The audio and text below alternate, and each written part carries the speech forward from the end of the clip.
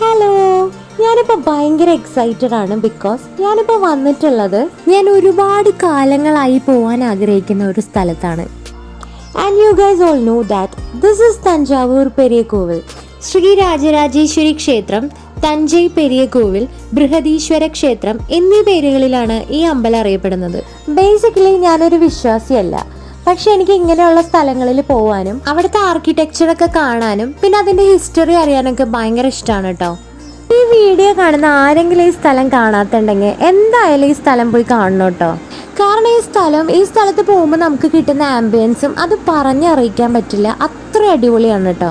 ശരിക്കും ഈ അമ്പലത്തിലോട്ട് എങ്ങനെ വരാം എന്നുള്ളതിനെ പറ്റി ഞാൻ ചെറിയൊരു ബ്രീഫ് തരാം. തഞ്ചാവൂർ റെയിൽവേ സ്റ്റേഷനിൽ നിന്ന് ആകെ 1 കിലോമീറ്റർ മാത്രം ദൂരമുള്ളൂ ഇങ്ങോട്ടേക്ക്.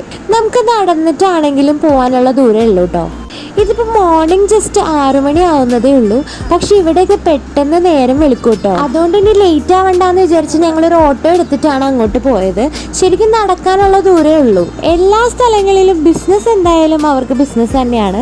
അതുകൊണ്ട് നമ്മൾ അത്യാവശ്യം ബാർഗെയിൻ ചെയ്താൽ മാത്രമേ ഇങ്ങനെയൊക്കെ കിട്ടുള്ളൂ കേട്ടോ. ഞാൻ ഇതേപോലെയൊക്കെ നടക്കുന്ന കണ്ടിട്ട് ഒരുപാട് ഫ്രണ്ട്സ് എൻ്റെ അടുത്ത് ചോദിക്കാറുണ്ട്, നിനക്ക് വിശ്വാസമൊന്നുമില്ലല്ലോ, നീ പിന്നെ എന്തിനാ സാരി എടുത്ത് ഇങ്ങനെയൊക്കെ നടക്കുന്നതെന്ന്. പക്ഷേ വിശ്വാസികൾക്ക് മാത്രമേ ഇങ്ങനെയുള്ള സ്ഥലങ്ങളിലൊക്കെ പോകാൻ പാടുള്ളൂ എന്നും കയറാൻ പാടുള്ളൂ എന്നും എവിടെയും പറഞ്ഞിട്ടില്ലല്ലോ. ആദ്യകാലങ്ങളിൽ തിരുവുടയാർ കോവിൽ എന്ന പേരിലാണ് ഈ ക്ഷേത്രം അറിയപ്പെട്ടിരുന്നത്.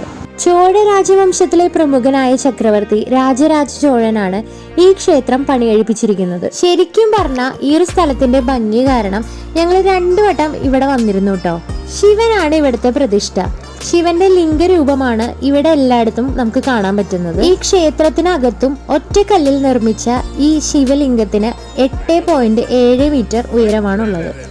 ഈ ക്ഷേത്രത്തിന്റെ ടോപ്പിലെ ആ റൗണ്ട് ഷേപ്പിലുള്ള ഒറ്റക്കല്ലിൽ പണിത ആ ഒരു ഗോളത്തിന് 80 ടൺ വെയിറ്റ് ഉണ്ടെന്നാണ് കേട്ടോ പറയപ്പെടുന്നത്. പൂർണ്ണമായും കരിങ്കല്ലിൽ തീർത്ത ഒരു ക്ഷേത്രമായിട്ടാണ് ഇത് അറിയപ്പെടുന്നത്. AD 985 തുടങ്ങിയ ക്ഷേത്ര നിർമ്മാണം 1013 പൂർത്തിയായത്. അപ്പം മോർണിംഗിലുള്ള ഈ അമ്പലത്തിന്റെ ബ്യൂട്ടി എന്താണെന്നുള്ളത് ഈ വീഡിയോയിൽ ഞാൻ കാണിച്ചിട്ടുണ്ട് കേട്ടോ. ഇനി ഈവനിങ്ങിലുള്ള കാഴ്ചകളും വിശേഷങ്ങളൊക്കെ ഞാൻ നെക്സ്റ്റ് വീഡിയോ ആയിട്ട് അപ്ലോഡ് ചെയ്യാം കേട്ടോ. അപ്പോൾ ഇഷ്ടപ്പെട്ട ഈ വീഡിയോ ഒന്ന് ലൈക്ക് ചെയ്യണേ, ഒപ്പം സബ്സ്ക്രൈബും ചെയ്യണേ. അപ്പോൾ ഇത്രയേ ഉള്ളൂ. Bye all.